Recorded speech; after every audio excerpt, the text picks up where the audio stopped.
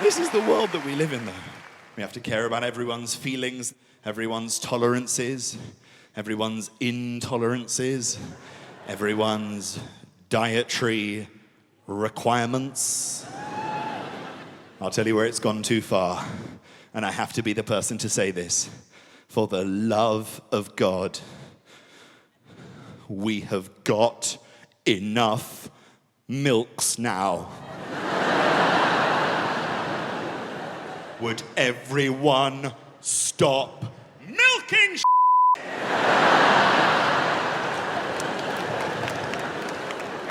I went to buy coffee recently, near to where I live, in London, very rough part of London called Notting Hill. I went in there. I have very straightforward coffee tastes. It should have been a very straightforward transaction. It was anything but.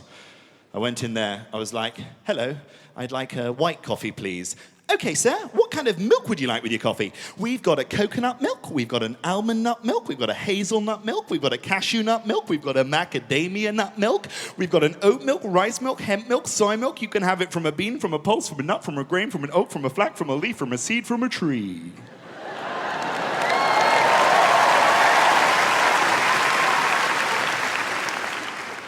I'd like it from a nipple, please. I don't care what type of nipple, preferably a cow's, but I'm not fussy. I'll take it from whatever nipple I can get. She looked at me like I had requested it from hers. Like I was the weirdo. I'm not the weirdo. You're the one that's in the back of the shop with your little friends milking cashew nuts. You're the freaks, not me. I do not for one moment doubt that lactose intolerance is a very grave and pressing issue for humanity. But lest I remind you, we currently don't have a cure for cancer, and there are 12 readily available milk substitutes on the market, which I would argue is 11 more than we need.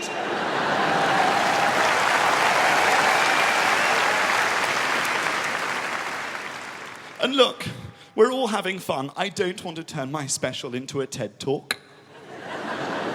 But I'm about to hit you up with some pretty sophisticated science here. Milk must come from a tit. Last time I checked, the almond, pretty flat-chested. You are drinking nut juice.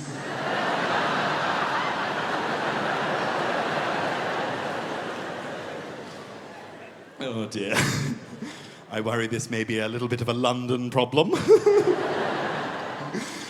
On this tour that I've been doing, I bring this up because I was in the northeast of England and we were doing a show there and we were staying in this tiny little hotel in the middle of nowhere. It was amazing. There was a slightly older gentleman that was serving us breakfast at this hotel. And my tour manager, Johnny, asked him about the milk situation. He got the best response I have ever heard. He was like, excuse me, what are the milk options? The guy went, hot or cold?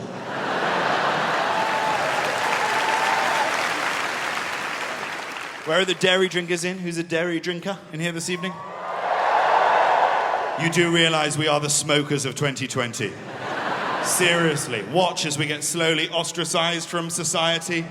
They'll give us our own designated areas to go and drink our dirty titty milk in. They'll have warnings soon, like they did with the cigarettes. You'll go into the supermarket, pick up a carton of milk, there'll be a sticker on the side of it. Warning, may cause healthy bones and teeth. And don't you dare, in 2020, drink your disgusting titty milk through a plastic straw. Oh, no, you may as well be sucking it directly from the devil's dick. I got that lecture recently from a friend of mine who's the classic environmental hypocrite. I don't know whether you've ever come across this woman. She gives it all the, yeah, I've got my reusable coffee cup and my reusable water bottle all in my eco-friendly grocery bag. You drove here in a Hummer. She comes to me about the straws. She's like, Jack, you can't use a plastic straw anymore. What about the environment? What about the wildlife? You need a reusable straw. So I was like, okay, fine, understood. I got myself a reusable straw. It's made of ivory. It works a tree. Doing my bit. Doing my bit. Don't use a coffee cup anymore. I just take my turtle shell into Starbucks. I'm like, fill that bad boy up. And I've started recycling condoms. So, yeah, the big man knows what I'm talking about. Quick rinse, get rid of any nut juice, stick it on the washing line. It's a bag for life.